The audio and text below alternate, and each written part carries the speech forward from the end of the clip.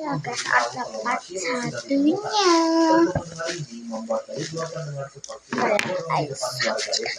Yang memilikinya untuk Yuki dan Mashiro.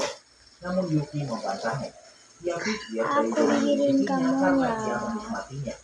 Kalau untuk Yuki dan Mashiro, mereka hanya perlu pindah dari desa ini.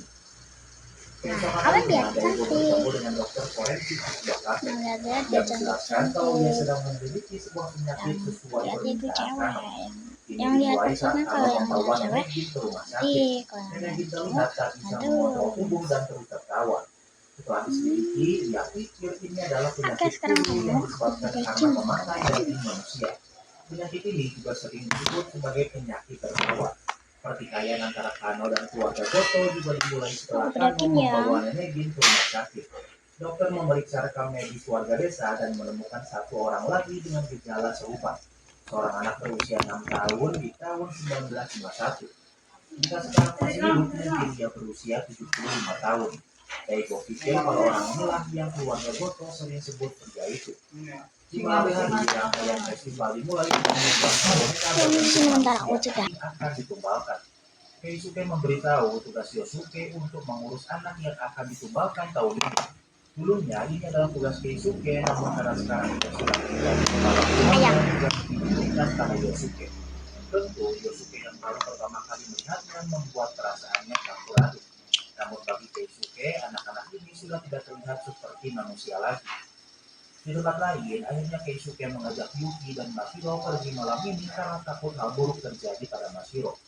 Sebelum pergi, Daigo memeriksa mobilnya dan dia menemukan GPS tracker. Setelah mendapatkan GPS tracker dan di tikungan ada mobil yang membuat orang yang mengikutinya mengalami kecelakaan. Tempat yang didatangi Daigo adalah sebuah tempat untuk bertemu rekan polisi di tempat lamanya. Dia ingin menunjukkan Mashiro dan Yuki padanya. Daigo tidak akan ikut dengan mereka karena dia tidak bisa membiarkan anak yang tidak bersalah ditumbalkan. Ada kemungkinan kalau anak yang akan ditumbalkan tahun ini adalah anak-anak. Di tempat lain, Yosuke melakukan tugasnya seperti membersihkan anak yang akan ditumbalkan. Karena terbiasa di tempat gelap dan tidak berbicara, tentunya anak ini tidak bisa bicara. Sementara itu, Mao sedang bersama Yosuke.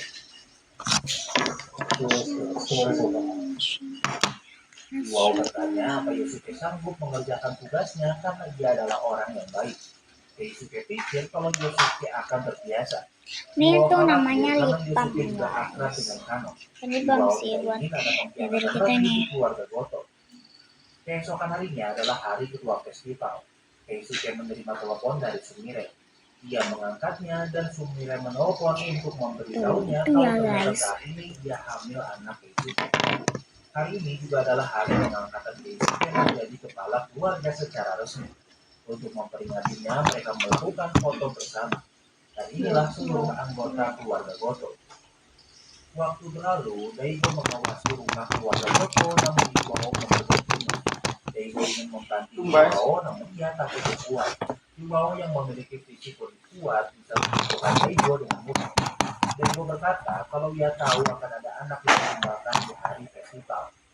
Iwao bertanya bagaimana Daigo tahu dan dia menjawab kalau salah satu anggota keluarga Goto adalah pengkhianat. Walau dipenuhi amarah, Iwao tidak membunuh Daigo. Daigo yang tak sadarkan diri dibawa ke dalam rumah. Saat dia sadar, dia sudah dikepung keluarga Goto termasuk Keisuke kecuali Iwao.